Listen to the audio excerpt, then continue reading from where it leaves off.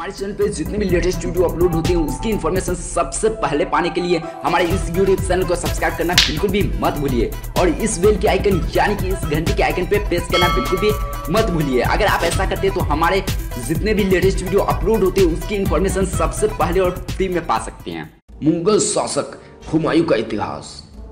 हुमायूं दूसरे मुगल शासक थे जिन्होंने उस समय आज के अफगानिस्तान, पाकिस्तान और उत्तरी भारत के कुछ भागों पर 1531 से 1540 तक और फिर दोबारा 1555 से 1556 तक शासन किया था।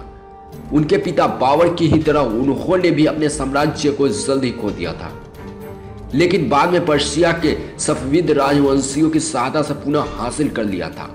1556 में उनकी मृत्यु के समय मुगल साम्राज्य तकरीबन 10 लाख किलोमीटर तक फैला हुआ था। हुमायूं दिसंबर 1530 में अपने पिता बाबर के उत्तराधिकारी बने।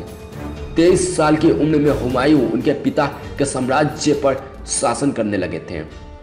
उस समय उनको ज्यादा अनुभव तो नहीं था, लेकिन उनकी सैन्य शक्ति से सभी परिचित थे।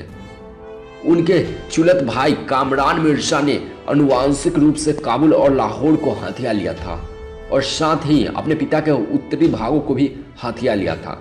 हुमायूं के सबसे बड़ी प्रतिस्पर्धी साबित हुए थे।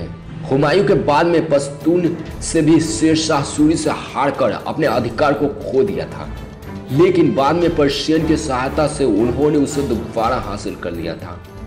हुमायूं ने अपने शासनकाल में मुगल दरबार में कुछ महत्वपूर्ण बदलाव भी किए थे। बहुत कम समय में ही हुमायूं ने मुगल साम्राज्य को बढ़ाया। बाबर के बेटों में हुमायूं सबसे बड़ा था। वह वीर, उदार और भला था, लेकिन बाबर की तरह कुशल सेनानी और निपुण शासक नहीं बन पाया। दिल्ली के तख्त पर बैठने के बाद यह हुमायूं का दुर्भाग्य ही था कि वह अधिक दिनों तक सत्ताभोग नहीं कर सका।